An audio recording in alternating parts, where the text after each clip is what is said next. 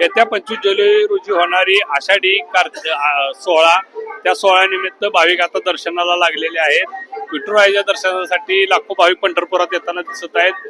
मोठ्या संख्येने गर्दी होत आहे। आपण आता दर्शन बारीमध्ये आहोत। आपण पाहू शकतो की सध्याच्याला दर्शन बारीमध्ये प्रचंड गर्दी होताना दिसत आहे। साधारण 6 पत्राशेड भरलेले आहेत। या पत्राशेडची काय पाहणी आहे, काय व्यवस्था आहे, भाविकांसाठी काय सूचना केलेल्या आहेत, आपण जाणून घेत आपल्यासोबत मंदिर समिती कार्यकारी अधिकारी राजेंद्र शेळके साहेब आहेत।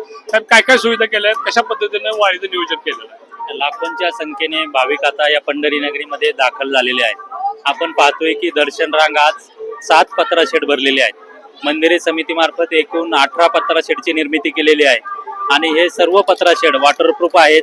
ह्याच्यामध्ये फॅन कूलरची व्यवस्था केलेली आहे। त्याचप्रमाणे या दर्शन रांगेत CCTV कॅमेरे लावलेले आहेत। पब्लिक अनाउन्समेंट सिस्टीम सुरू आहे। त्याचप्रमाणे भाविकांना या ठिकाणी मदतीसाठी आरोग्य पथक तैनात केलेलं आहे। ICU सेंटरची सुद्धा उभारणी केलेली आहे। सर्वच विभागांचं एकत्रित असं कंट्रोल सेंटर या पत्राशेडच्या समोर उभं केलेलं आहे, जेणेकरून भाविकांना कुठल्याही पद्धतीचा त्रास होणार नाही याची काळजी मंदिरे समिती त्याचप्रमाणे जिल्हा प्रशासन घेत आहे।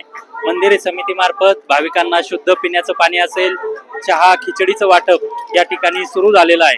त्यामुळं दर्शन रांगेत उभ्या राहिलेल्या भाविकांना जलद, सुलभ त्याचप्रमाणे सुरक्षित दर्शन मिळावं यासाठी मंदिरे समिती प्रयत्न करत आहे।